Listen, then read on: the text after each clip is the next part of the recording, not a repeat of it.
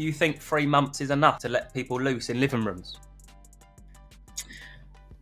It's one big challenge because it's just challenge after challenge after challenge. Trying to grow the business. Would you happily take on someone that understands the hardship and what it's going to be like and train them to be an estate agent? If they're like a sponge and like willing to learn, You would advise agents to improve on. provide the best marketing. What's one thing in that case you can share with how they could improve?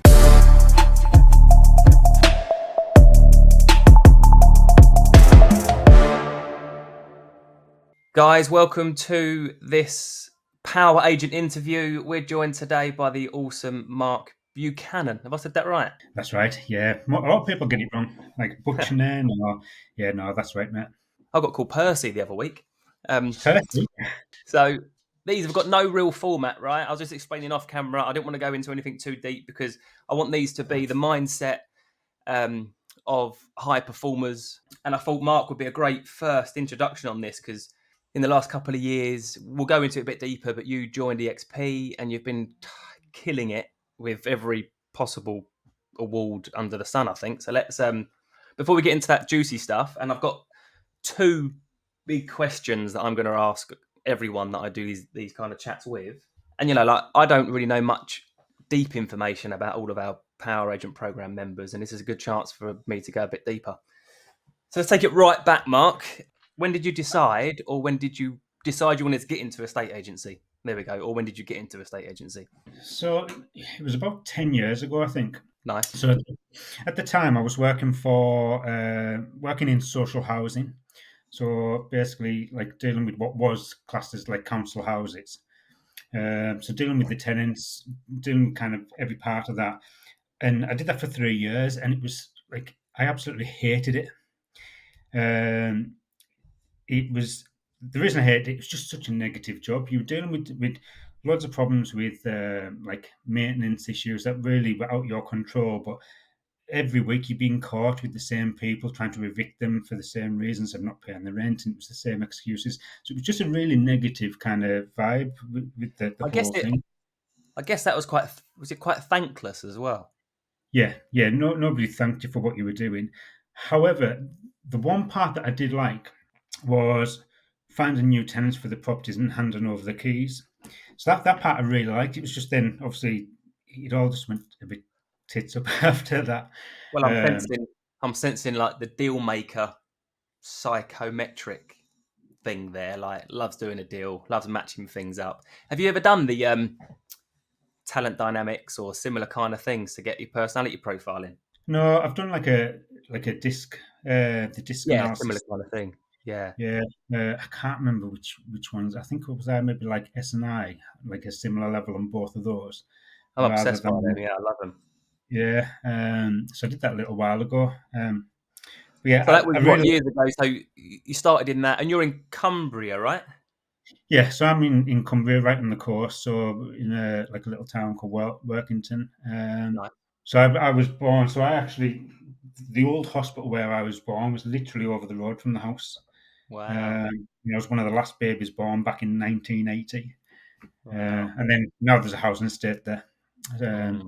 Yes, I was born and grew up here. And so after I left that kind of job back then, I specifically wanted to become an estate agent because I liked the part of doing the deals and getting people into the houses. And I think there wasn't many jobs advertised. So every job that came up, I applied. And I think I had like 5 interviews over maybe 18 months. And nobody would give me a job at the time, apart from then I finally got a job. And that was, roughly, I think it was roughly about 10 years ago. So how old are you now? I am 43. 43. So when you were about 33, you had quite a big change. And did you go in as, what was it, like a neg initially? Like a neg, I suppose we would call them in the traditional setup? Yeah, so that I went purely to be a valuer. Obviously, I started off being a neg just to get the experience. So the whole, when I was taken on, it was with the view of being a valuer. So I think it was like 3 months of training. So doing negotiations, arranging viewings, doing some like sales progression, and then shadowing the other valuer who was the business owner. Shadowed him for, I think it was like about 3 months. and then finally kind of started going out on my own. So Um, interesting point there, right? So do you think, knowing now that you've got a great estate agency team, you're a great estate agent yourself, do you think 3 months is enough to let people loose in living rooms? I think it probably depends on the person because, like, part of me kind of wants to say yes because otherwise I wouldn't kind of be here today if it was the wrong decision. So yeah, I think if you're getting enough training, but I think it depends on the individual. I had 3 pay rises in my first 12 months um, because I'd done like kind of such a good job and won most valuations. Yeah, because I guess, you were of that kind of sponge mentality, I suppose, weren't you? You knew what you didn't want to be doing, but that helped you discover what you do want to be doing. Then you're like, right, I want this, so you went deep. And I think you're Yeah, right. I think I can train someone to be accurate as they can be valuing a house in 4 weeks. To be honest, mm, it's not a yeah, it, it's not a science, is it? It's an art. And if you've got someone that's got artistic um, artistic traits, I suppose. They can deal with people, they can represent people well, they're trustworthy, they appreciate their task they're taking on their shoulders on behalf of the client. I can show someone how to put a price on a house extremely quickly because it's all. yeah. I think it's actually, check this out, right? This is quite mad.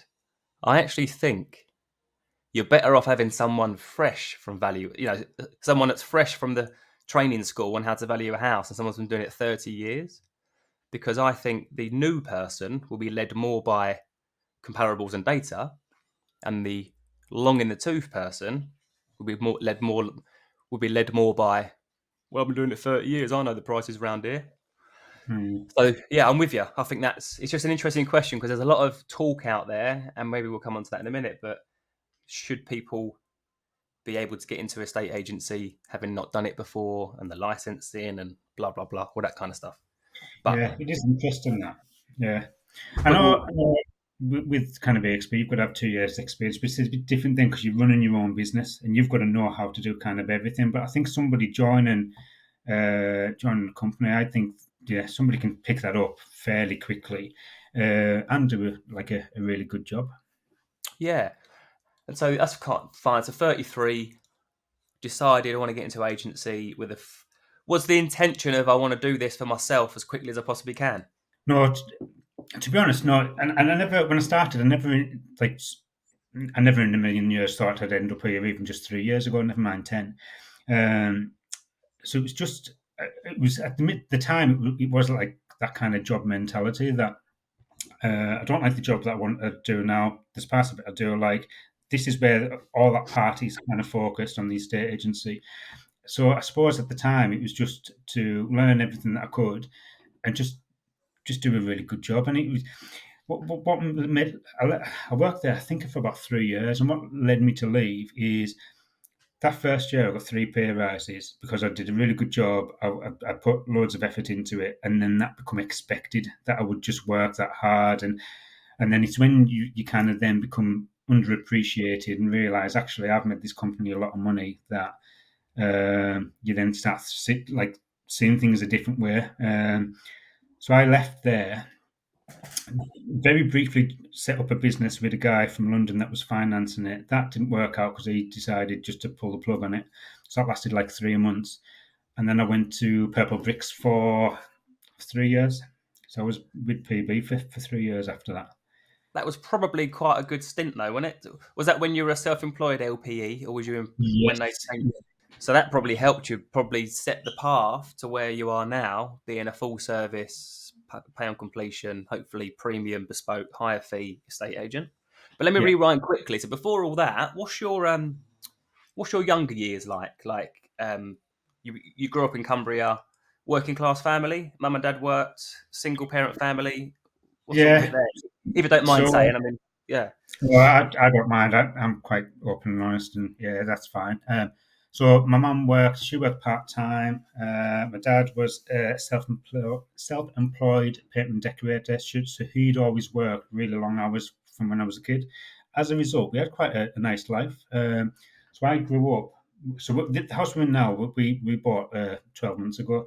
but I used to live around the corner, and that's where I grew up. My entire childhood was around there, so I always wanted to be kind of back in this area. Lovely. But yeah, so my dad was self-employed. Um, I think he wanted to create this kind of great life. For whatever reason, he decided to take his own life when I was 16. So then, obviously, it was just me and my mum. I've got a brother and a sister. They're both older than me, but it was just me at home at that point. So yeah, so that was like a really tough kind of few years. But always saw kind of how much my dad worked, and I think I've kind of picked up his kind of work ethic because I work really long hours, and um, That's one of the exactly what I things, wanted to touch on that, because I think that really paves the way. Like, I was brought up, my dad was around, but my mum was the work ethic, 3 jobs. They were separated, single mum, 3 jobs, hustling. Let's say 3 days at a time. And I really believe I've got 4 kids now, and I really believe that it was her that put that drive and work ethic into me, which applies so well into a estate agency, obviously. Yet we'll touch on this in a minute. Yet all I keep seeing is work the hours you want, flexible working with becoming an estate agent. We'll touch on that maybe, but I wanted to ask that question because you do think, right, that maybe that not so nice life event that happened to you has probably driven you to be where you are today. yeah, yeah, I'd agree with that. Yeah, I saw my dad because he used to work like leave the house at kind of 8 in the morning. He'd often come back at 8 at night, so we used to have our tea really late. Um, and I think I saw that, and then we did have quite a nice life, and I've picked that up, and then seeing obviously how things changed once he kind of died, and then I suppose this kind of struggle that we had, and that struggle followed me into my kind of early adult life. So I went to uni, did games programming, computer graphics, and things, um, and then left in my final year before finishing because I had loads of other family stuff that was distracting me, and I could never afford to then go back and finish my degree. After I left uni, at that point we had Jack, so our eldest son is 21 this year. So we had kids when we were really young. Me and Julie's been together now for nearly 22 years. Wow. Um, so, and we were talking to somebody. I've just got back from New York yesterday, and we were talking to a guy over there, and we were talking about relationships, and like most people, especially of our generation, don't survive that long in relationships. So yeah, we've done really well on that front. Lost my train of thought now. What was I saying?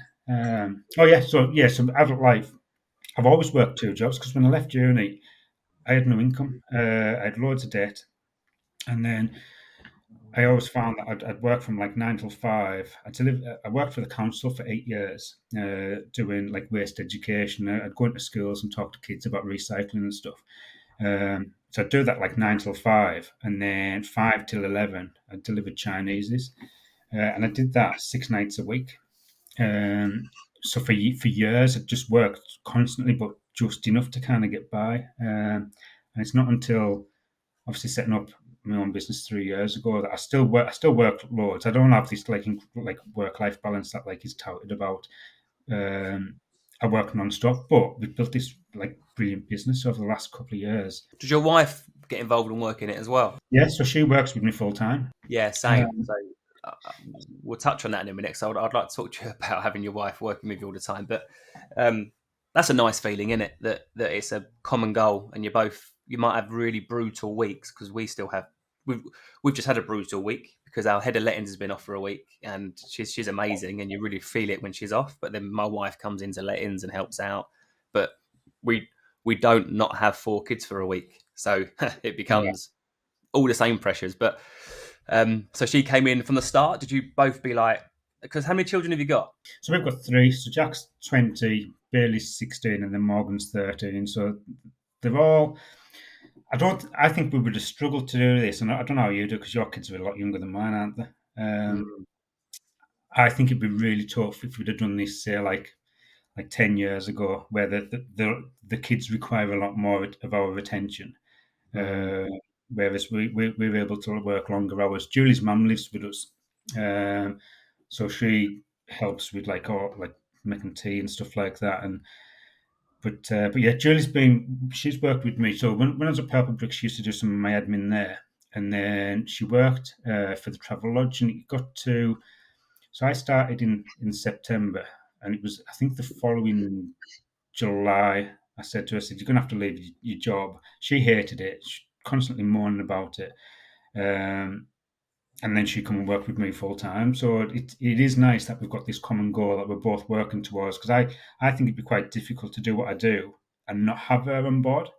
Yeah. Does Because it cause um so just on that, sometimes I don't know how the hell we do it either, to be honest, with a 2-year-old, a 5-year-old. The older two, bless them, they're great. Sometimes my 12-year-old's cooking pasta for dinner for all of us while me and Tasha finish off a working day. But does it sometimes cause friction as well? Or is it always rosy? no, it's never always rosy. So yes, it causes some issues that because we realise sometimes we do work too much and we don't have much downtime, and at times we do we'll try and make time to have time off and stuff like that. But yeah, at times it can cause maybe not issues, but a bit of pressure in certain places. Pressure. That's a really good way of putting it, yeah. And like when people say to me, "You work loads," and I'm like, I don't drink, I don't socialise, I'm quite an introvert, believe it or not. People are surprised by that. I can talk to hundreds of people on a stage about estate agency, put me in a pub about trivia stuff, and I crumble. So I'd rather not Yeah. be there.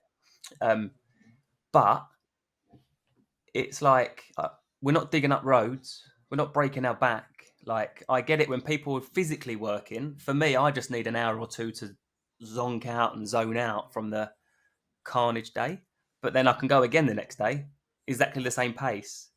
And as long holidays are important, you work towards that. We've got a year's holidays booked already for this year, so I know, March we're going Disneyland, August we're going Turkey, and we'll probably book a last minute one in towards the end of the year.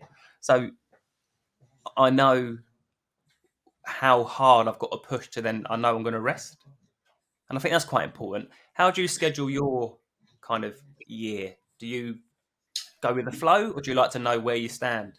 No, so ours is kind of fairly planned out, and I think that's the benefit because I know like in the past we maybe had one holiday a year, whereas now we do work while we're working. We're really working, Yeah. and then so we've just got back from New York. We were in Egypt literally just before Christmas. We're going. Julian and Mum's going to they're going to Gran Canaria. The following month, me and Julie's going to Tenerife, and then we're all going to Portugal in August, and then EXPCon this year is in Miami. So I'm looking at taking everyone there, and we'll have a Wow. holiday as well doing the business stuff. So that's in October. So I try to plan it out. But while we're working, we are kind of full on. But it then gives us that time and the money to be able to do all those things throughout the Yeah, year. that's the thing, isn't it? Like my wife's work ethic is huge as well. It's not like I'm saying to her, "Come on, we need to work." Like I'm telling her to turn her laptop off at 7, 8 o'clock at night so she can chill out because she does the bookkeeping and accounts. She does all the agents' commission logs and the invoicing and um, lettings and organises the summer parties, Christmas parties, team huddles every couple of pizza nights, and so it's like full on. But I think that's the key takeaway there for people who are maybe currently agents and struggling, or they're thinking of getting into a state agency, is it's having that when you're on, and when you're off, be off. And because that's the estate agency, I would rather work in stints. Personally, I like to work. I'm in work mode for 2, 3 months, then I'm in off mode. I'm not in work mode until 5 o'clock, and then I'm in off mode. I'd rather just go and then relax. And having a common goal, it's has its pros and cons. When your wife came into the business full time, did you find that was another extra little weight on your shoulders to make everything work? Or did you see it? Was it motivating? I'm sure it was, but was there also a little niggle there to be like, okay, now this is real? Like, wife, my income, her income, kids' income, it's all on this. No, do you know? I think that pressure came when I made the decision to leave Purple Bricks and start from scratch, and then have that 4 months of no income, because Julie was working but only part time, so she was earning like maybe like £800 a month, which was like pocket money to spend on the kids and stuff like that. So my income was paying all the bills and everything. So that pressure was at the very start. So by the time like kind of And Julie what was that? Sorry to interrupt there. What was that pressure? Because you still were self-employed with Purple Bricks, right? But you knew something was going. But you knew something was coming through the door tomorrow and the next day because of the huge marketing they do. Maybe you always yeah, had something. Yeah. yeah, so there was always like kind of business, and obviously the difference there was you got paid for instructions. So if Yeah. I listed a house, like one day at the end of that month, I'd get paid £200 for that. So I think I was getting about 5 grand a month, give or take, roughly. So it's quite like a decent income. When you work it out pounds per hour, it was actually about minimum wage, or maybe even less for the time that you put into it. But obviously, I was getting paid every month, and I knew I never at any point worried that I wouldn't have any instructions because they just spent loads of money on marketing. And obviously, when you're starting your own business, you've got to then find your clients, sell the houses, get them through to completion before you get paid. So what I did for 9 months, I delivered pizzas. So I went to like our local pizza shop. I was like, "Are you looking for any drivers?" And he said, "Oh, like for your son." I was like, "No, for me." Um, so I worked there for 9 months, way past the point where I needed to. But that took the pressure off because all my bills were paid. Um, all the bills were paid. So, and if I sold any houses, that was a bonus. Um, and then once we'd built our pipeline, and then I knew I was going to get paid roughly a certain amount every month. So I think it was about 5 grand a month we were getting every month before I'd stopped doing pizzas. So by the time like that was a similar time to when Julie joined as well, and we built this big pipeline. She had been helping out to them, but it wasn't like she was earning like 30 grand that we were losing. It was more like I think it was about like maybe 10 grand a year. So it's still not like it's still decent money, but the main pressure was when we started. That was just we'd got to the point where we didn't need her income, and the stress that job caused was far outweighed by the extra money it brought in. Do you think? So that's amazing. So do you think? So there was a bit of apprehension, but you hustled it. You tried. You obviously launched your business with EXP. Love EXP. Love Adam. Love the whole proposition.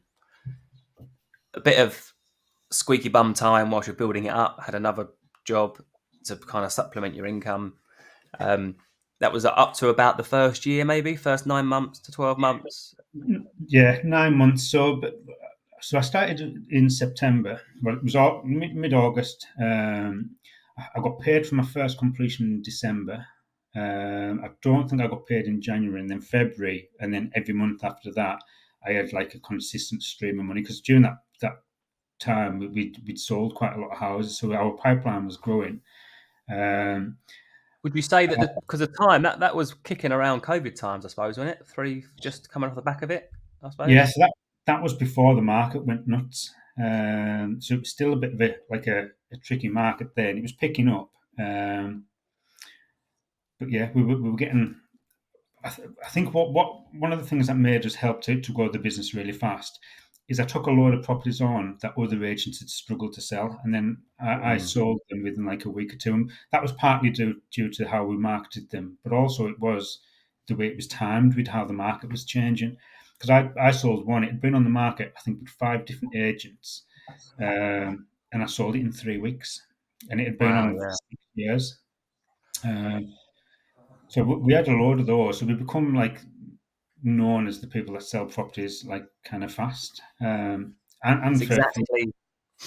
I remember like that's still 10 years ago. I started Power Bespoke, and that was my bread and butter. You know, door knocking. I guess back in the day, wouldn't advise it now for an agent starting out, but it's still there's better ways to do it. I think initially, but door knock if you want. But even to this day, that kind of second, third, fourth, fifth hand listings are still my favourite ones to take on and go after. Um, and I think it matters a lot because it the experience they have and the result you get them that stays with them. Those clients won't be thinking, "Oh yeah, Mark sold my house," but the market turned. It's just thank God Mark sold my house and no one else was able to. Um, and back then, was it you? Pretty much just you at the start during the day, and then was it just you and your wife once she joined? Yeah, so it was, yes, it was Julie helped with like little bits of admin, but it was pretty much me doing everything.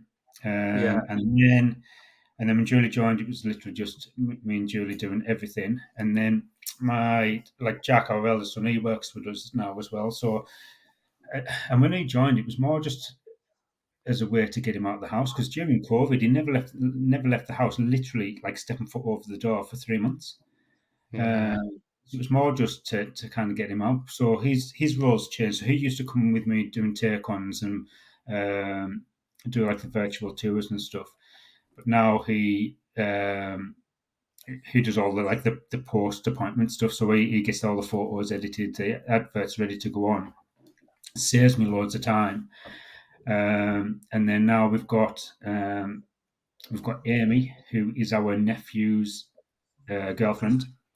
So she's been with us since the start of October. So what's that now? Like 2 months, going into a third month. She deals with all like sends out contracts, does the AML, arranges viewings, gets feedback.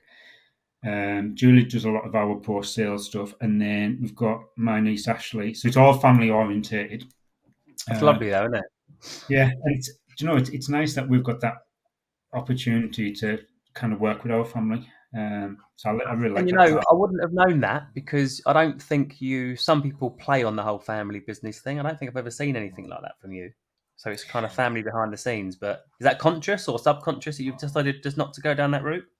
No, yeah, it's not. It must be a subconscious thing because I'll do post stuff every so often, and it's more when I speak to clients on appointments, I tell them about like like how family orientated it is, and I think I haven't updated my website since I set it up, so I probably need to put that on there and about that is a bit more family orientated. But the focus that I try and put across is how personal it is really, because it was just me dealing with everything at the start, and I'm always available for clients. And is it still now you um, doing the not trying to talk them down, but the crucial parts of the negotiations and appraising and valuing with your support team around you, or have you got other fee generating agents in the team now? So we have so Ashley, my niece, she came on board. She helped cover while we were on holiday, and then she joined us last. I think it was January last year, working part time, and she's kind of learned everything. And then now she's like an income earner, so she's a free earner. She does her own valuations and take-ons and stuff, which is quite nice because I get so much like huge volume of leads coming in that we just can't deal with. So I can pass those on to her. So how many is there? I think there's five of us. There's me, Ashley, Julie, yeah, Jack and Ames. There's five of us in total working together. Which is it's quite a small team when you look at like the volume of stuff that we're doing. So I think last year we completed on 158 properties. Yeah, Uh, I mean, look, I've gone through the journey of like I think people numbers is vanity, and I think I fell into that trap a little bit at one point, and we had lots of agents. We've got our slimmest down number of agents we've ever had, and we're performing better than we ever have. And I mm, genuinely believe that it's all about a small number of high performers in your team rather than lots of average plodders. As harsh as yeah, that might sound. yeah, What would you say? So what I've learned 10 years navigating, trying to run and grow a business. I always say publicly, I'm no Lord Sugar. I I should be able to say that I'm a pretty good estate agent because that's all I've dedicated my life to since I was 12 years old. And if I can't say that I'm pretty good now, then I've wasted my life. But I'm certainly not a Lord Sugar, and I'm still learning the whole business thing. But um, what I've kind of learned, I suppose, is that business is just one big challenge because it's just challenge after challenge after challenge. I'm not saying it's a bad thing. It's just you have a challenge at the start to get off the ground. You have the challenge of coping with lots of volume. Then you have the challenge of team members coming in. then you have the next challenge, the next challenge. What Yeah. would you say, like, your biggest challenge is now? Biggest challenge now is, I suppose, it's trying to grow the business whilst still doing the day job. Because I do go out and do appraisals and do all the photos myself. I don't use an external company. Um, so because I do that, and then I don't so much manage any staff because like Julie's in our office, so she kind of looks after that side really. But it's trying to then find other um, other good agents locally that I can bring on board. Um, and focus some time on that whilst not dropping the ball somewhere else. That feels like the biggest challenge at the moment.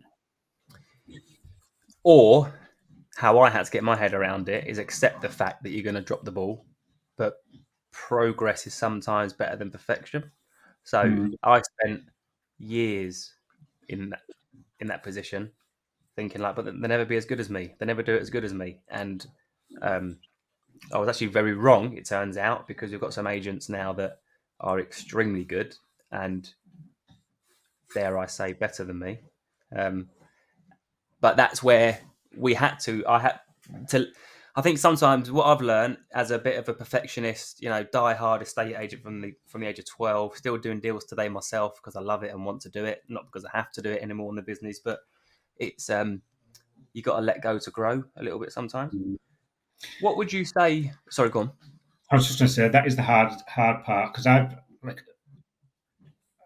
taught like Jack and Julie and the others to do certain things, but it took me a long time to like pass those things over because I thought, well, by the time I've taught them to do it, I could have just done it myself and to a better standard. And No, I it's get it. hard to do that, but then that once you do pass that over, that frees up some time, some headspace that then you can then work on kind of some other stuff. And I've got this 80% rule that helped me in life a lot. You probably know how brutal I am with my week structure. As long as my day's focused around 80% of the focus for that day, I'm happy. Until I Mm. learned that silly rule in my mind, or I allowed myself to accept it, um, I was forever just anxious and had anxiety over, no, I can't deal with that now because I'm supposed to be doing client contact, and I can't deal with that now 'cause I'm supposed to be doing new business generation. Um, Even if I had a crammed diary for next week, Friday has to be focused on new client generation. Um, but then I allowed myself, as with my own time, 20% of your time can go off a little bit. Same with any team members in my business. It's very much, as long as they can do 80% of how I would want it to be done, expect it to be done, or would do it. And what actually comes to reality is when I step to the side and let them just get on with it, they do it 110% because they were doing that one thing and I was doing 25,000 things. Mm. And what would you say? So that's the same, I think, every business. Do you think, as and when, I'm not sure the latest kind of guidance from EXP, but as and when they might allow non-experienced estate agents to come into experienced teams, they may well do that now, but do you think, would you prefer a highly experienced agent who's been doing it 30 years, or would you prefer someone who you can sell the, not the dream, actually. I try and sell the hardship that comes with estate agency first before I sell the dream. Um, would you happily take on someone that understands the hardship and what it's going to be like and train them to be an estate agent? Yeah, no, so that's an interesting point. With so EXP started teams in October, so now we can bring agents on, and then we have the option of getting rid of that 2 year experience because we're then personally there to help them. You're almost sponsoring them. You're the accountable one, right? Yeah. Yeah, yeah. So Ashley, my niece, so she had no experience in estate agency before she joined us. When she joined, it was really just to kind of help with like the normal day to day kind of tasks and stuff like that. And it was when they kind of brought these teams on. So the plan was at some point she would have ended up being like a fully fledged estate agent, but then it meant that she could join, and I'm there to kind of help and guide her, and she's doing really well. And I think because I can then pass on like how kind of I do things and what we've done to kind of build this level, it's not something because I suppose the other way, if you've got an experienced estate agent coming in, it's then trying to, if you've got like a good established business, it's trying to change their mindset to work in the way that you kind of work. I always look at it as pick your poison. Do you want to train or do you want to retrain? Like Mm, that's the decision. And it's interesting because over the years we've had agents. We've got a great team of agents now, but they've come and they've gone. And um, we've had agents join us that never done it in their life, and after 18 months, they're banking at 250 a year personal bankings. And we've had agents that have been doing it 20 years and have come into our business and have done similar. And we've also had full reverse agents with no experience come in and not succeeded. And then we've had agents that have come in with loads of experience, thinking that they know best and not succeeded. So it's it's I guess it's the process to get them. It's the recruitment process and stuff. I think it comes down to mm. not the process and the person, not their history. I think that's Yeah, a really good point. I think that the one of the key parts is the individual. So it's Yeah, how I suppose how open to change and how they pick up new things, especially if they've got no experience.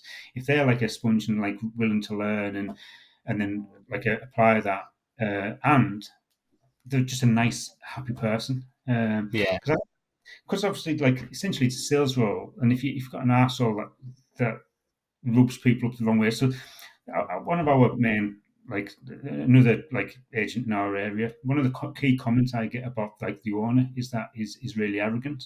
Obviously, they yeah. do a lot of business, but it's I think obviously people buy from people, and that I think that for me is probably part of the key part is the personality of the agent and the willingness to learn. And one of my best quotes I've ever heard, I think it was Tom Panos actually. You know what we all like about the Aussies and the way they do it, but is that nothing breeds failure like success. I think you can get big balls, arrogant, doing it years, market leader for years, and it's very quick for that to change in a whole community when one or two good agents start coming into the market, like yourselves, with a caring team. That's generally, I guess, what I like to look at it. We're helpful and caring. Um, so two more questions because I know you're a busy man. I don't want to keep you forever, but this has been really valuable, and I think people are going to get some huge value out of it. Um, if there was one thing that you would advise agents to improve on to grow their business, even if it's not their business, right? Forget that. Forget the whole business point. What's the one area you would advise any estate agent to improve on to grow? Interesting. So when I started, so back in like 2020 when I started, I had two main goals. One was to provide the best marketing out of any agent locally, and then the other one was to provide the best service. Um, and all our feedback and reviews is centered around those two things, but probably more importantly is the service kind of aspect.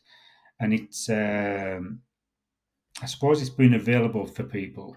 And how we kind of differ is, and I suppose it's like the self-employed estate agency in general, is that it's a lot more personal because mostly we're dealing with everything on like a one-to-one kind of basis. Um, so it's providing that like personal service, being there for people and just being like helpful, to try and take away a lot of the stress of what is arguably probably the most stressful event in people's lives.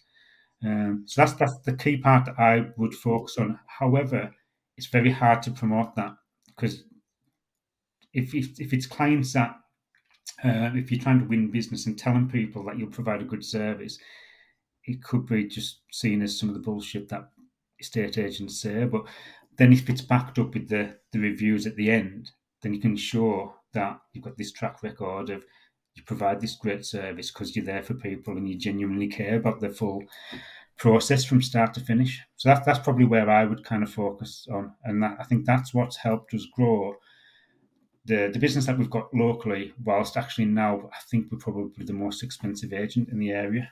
Yeah. So number one tip: improve experience delivery to Yeah. clients. How so? One way, and I'm all with you on that. How so? What we done on that for benefit of you and anybody else has helped us quite a lot, is we started tracking internally.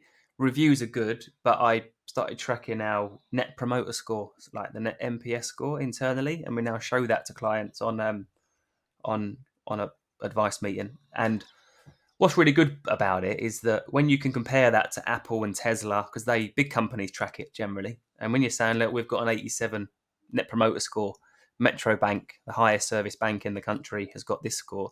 So I just wanted to show you that so you can know what to expect. And the passing comment is, before you sign with an agency, just check their net promoter score just to see where they're sitting at in comparison. Most don't check it. So a lot of the time the client goes and asks, can I ask your net promoter score? And they're like, oh, we don't know. We don't track that. But that's a good one. And what do you find? What's one thing in that case you can share with how they could improve their client service? So one thing we do is we start the WhatsApp group or the WhatsApp communication at the point of appraisal booking, advice meeting booking. So they can see before instructing us what to expect. So generally, new clients who have signed with us get a WhatsApp group set up, right? So kids, husband, wife, everything gets in there. But we started to do it a bit earlier, so we can drop in PDFs, we can drop in screen grabs, and we can do little voice notes. With their permission, obviously. You don't just set it up someone that's not a client yet. But that's working really well because it's really giving them an insight into what they're going to get, the speed and the transparency and the clarity before even becoming a client. So what's one thing that you might do to share that improves that service? Yeah, I really like that. So that's one of the things that we use. We've used WhatsApp groups since we started. So it has me and my wife in there. So Julie's in there, and then obviously the clients on the other side. But we generally don't start that until we've gone out and done the instruction, done all the photos. Then we set up kind of then. So actually doing it at that earlier point might then actually help you win more business. If you do it before you've won the No, it does. instruction. Yeah, I can confirm conversion rates before and after. It does. yeah, Just make sure, because I'm like a bit of a bloody steam train. I'm like, that's a good idea. Let's do it. And then you need to ask their permission because some people were like, don't want this. But if you're like, look, do you mind so I can drop in some comparables and stuff before I come and see you? Most 95% of people will be like, yeah, great, no worries at all. And yeah. it will 100%. I think we saw a 5% increase in conversion. Not huge. I mean, we were already kicking always. Our company is consistent at 50% advice meeting to instruction. That's a whole nother video call because a lot of agents are like, well, mine's 80%, but they're tracking only stuff that comes to market. I track everything we sit in a living room of, and it will improve conversion. It's a really good way to do that. I like But that. for people that aren't doing WhatsApp groups, I guess that's come from both of us. We've both got pretty good estate agencies. Start doing WhatsApp groups. There's all Yeah. this nonsense talk about data and blah blah blah. As long as they've got permission and they're happy to do it, then good. Then it's fine in my book. Yeah, I think the way people have busy lives nowadays, the WhatsApp means that you can send a message or they can send one to you, even with like so much as like arranging a viewing. Usually, you've got to phone somebody. They might miss the call because they're at work. They've got to leave a voicemail. By the time the phone back, the office is closed, and so just kind of that. It frees up their time, frees up our time.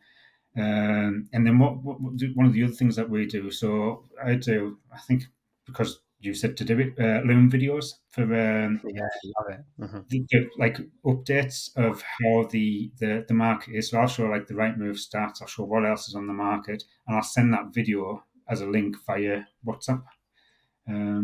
So yeah, WhatsApp groups are probably one of the key things, and I don't think anyone else locally does those. So that makes us stand out.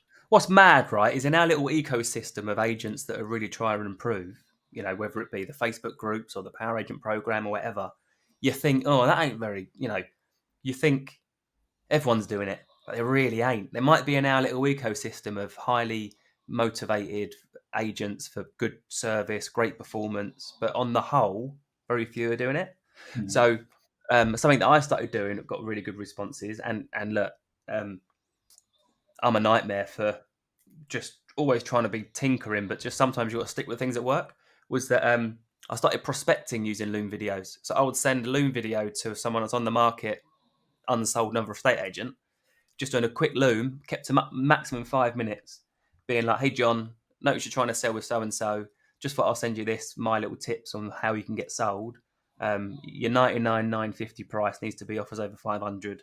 Your lead image needs to be picture number 7, not picture number 1 that you're using at the minute. Your kitchen is beautiful, but it takes a buyer so long to get it, blah, blah, blah, blah." Yeah. And you get so many replies to be like, "Oh, wow, thanks for that. I'll have a chat with my agent." And the reply is just, "No worries. Hope it works out. If not, give me a shout and I'll take over for you." And that's all in WhatsApp. So Yeah. it ain't rocket science. The reason I love estate agency, and I'm going to ask you this in a minute, but the reason I love estate agency is it's like I was speaking to Chris Buckler when I was speaking at the Agent Success Summit, and he put the words right. I knew what I wanted to say, but I couldn't say it. Is it's easy, but it ain't simple. No, it's simple, but it ain't easy. That's the problem I had. It's a very simple thing to do agency, and I've got a simple mind, but it's not easy at all because Mm. it's a challenging kind of thing. But one more question, unless you've got anything else on that to add. No, good on that one. Yeah, WhatsApp is key, but yeah. WhatsApp and Loom, and then the parting question, because I've kept you here for 46 minutes, and I really appreciate all the value you added. What's your number one source? Obviously, getting clients is the holy grail. No clients, no business. Yeah. What's your number one source of new clients? Do you know, I'm really fortunate that we've used momentum to grow our business. So we obviously sold a few properties at the start, pushed on that, and like most of our stuff is organic, which obviously it takes time to kind of get to that. But my main source initially was always social media, so Facebook. It doesn't cost anything.